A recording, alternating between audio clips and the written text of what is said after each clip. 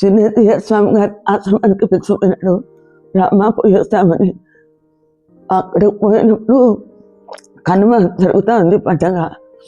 కానీ నేను ఎన్నెన్నో అనుకొని పోయినాను.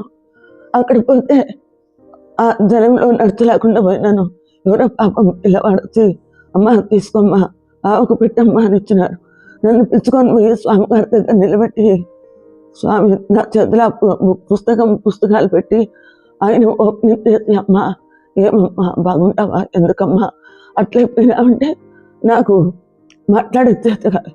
స్వామి నాకేమక్కర్లేదు స్వామి, ఒక టికెట్ పంపించండి చాలు, నాకేం అక్కర్లేదు అని చెప్పినాను. కానీ ఎన్నో అనుకున్నాను అంత పిల్లలందరి గురించి చెప్పాలమ్మా, చంద్ర గురించి చెప్పాలని. కానీ నా నోట్లో ఏం మాటలు రాలేదు. అంత ఆనందమైంది నాకు స్వామి మాట్లాడి ఆయన ఆశీర్వాదం ఇచ్చినారు.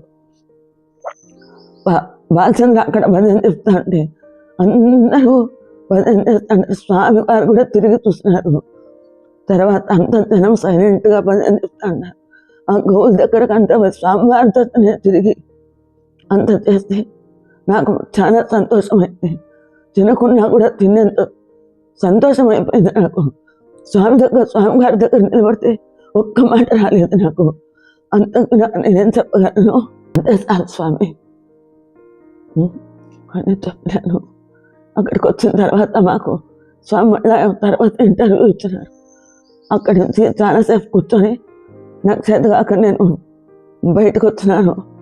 అక్కడికి పోతే అక్కడ ఉండే పెద్దవాళ్ళు మెంబర్స్ అంతా పిలుచుకొని పోయి అమ్మ పెద్దాడు రామ్మ భోంచేసిపోమ్మ అని కూర్చోబెట్టుకున్నాను. కానీ ఒక్క అవకాశం వదులుకున్నాను. జారి విడిచిపోయింది నాకు అవకాశం. స్వామితో మాట్లాడి తర్వాత ఆయన ఆశీర్వాదం తర్వాత మరీ తీసుకొని ఆయన రావాలని ఎంతో తాపత్రయపడితే అది నాకు అవకాశం జారిపోయింది. ఎందువల్ల జారిపోయింది? అది నా అజాగ్రత్త వల్ల, నా దురదృష్టం వల్ల. ఆ భోజనం కోసం కూర్చొని భోజనం వచ్చేటప్పుడు స్వామి వెళ్ళిపోయినాను. 2 దినాలు ఏడ్చినాను. అవకాశం వదులుకున్నానే నేను. ఆ భోజనం కోసం ఎంత పొరపాటు చేసినా నేను అని చాలా బాధపడినా.